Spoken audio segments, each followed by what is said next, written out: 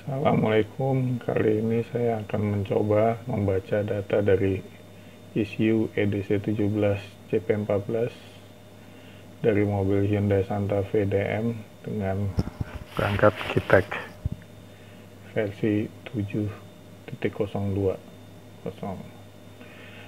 Oke, langsung saja. Pertama kita nyalakan aplikasi Kaswit, kita skip aja.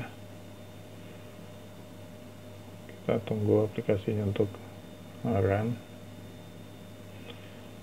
Setelah tampilan ini muncul, kita pilih protokol.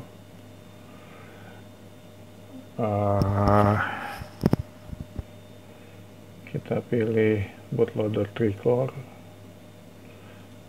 Kita pilih Kitek Hyundai dengan tip code 11. Lantas kita klik OK.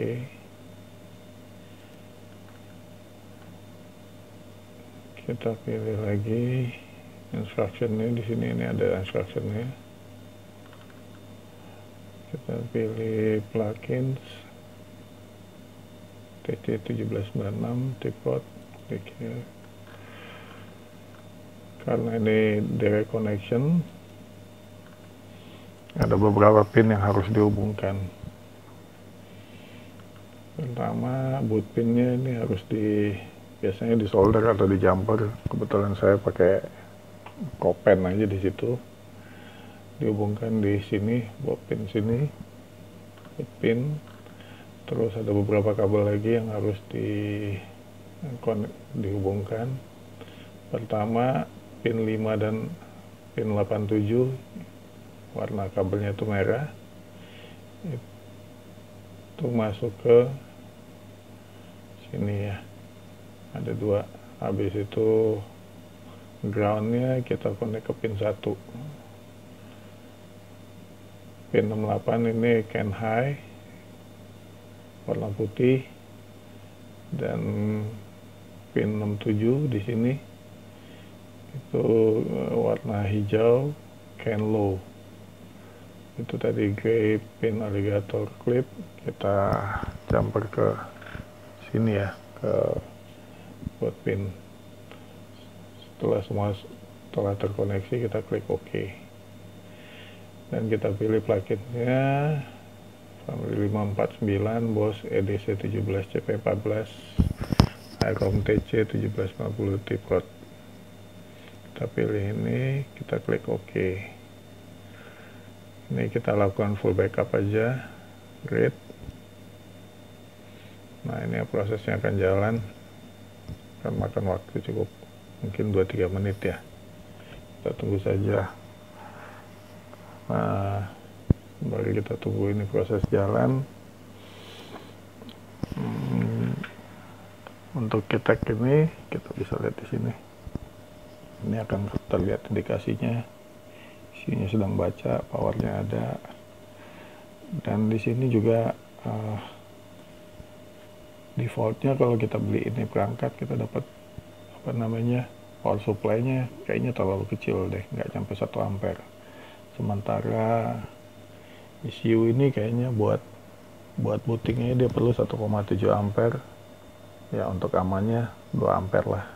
Saya beli power supply tambahan nih, LG kayaknya ini copotan bekas CCTV atau apalah gitu. Oke, kita tunggu aja prosesnya jalan.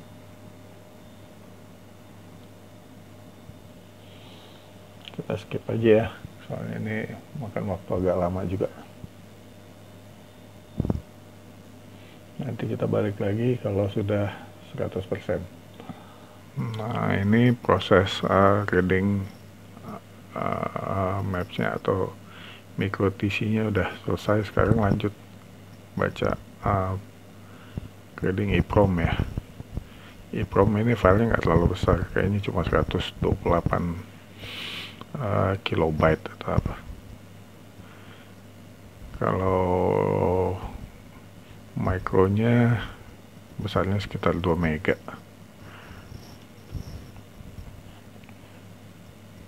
Nah, kita tunggu saja, dia lagi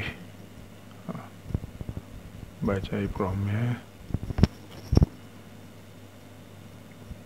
Nah, setelah selesai, dia akan tanya kita akan simpan di mana. Kita bikin folder aja. Bikin folder, kasih nama seperti ini. Nama mobilnya, tahunnya, mesinnya. Terus ini softwarenya ya. Software dari kita kasih. Kita ubah namanya di sini.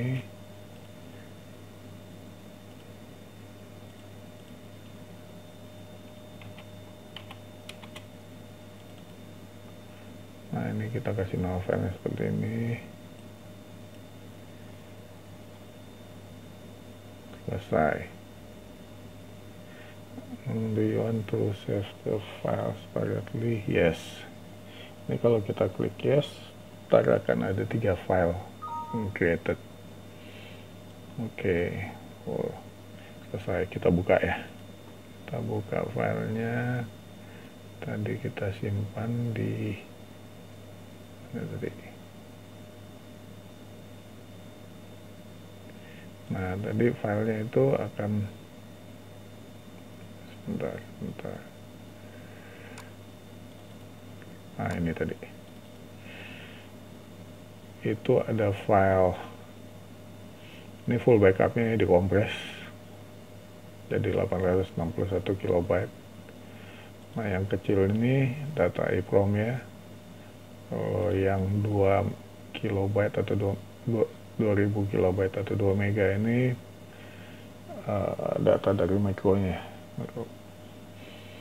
Nah, biasanya kalau kita mau atau dibilang file mappingnya di sini. Oke. Selain kita bisa baca full backup ini, kita juga bisa ngelakuin sebenarnya baca parsial ya. Misalnya kita cuma perlu data mapnya aja, kita bisa klik kayak gini, atau EEPROM aja create, ntar sebenarnya filenya sama aja yang keluar seperti tadi. Oke, sekian dulu, terima kasih. Assalamualaikum warahmatullahi wabarakatuh.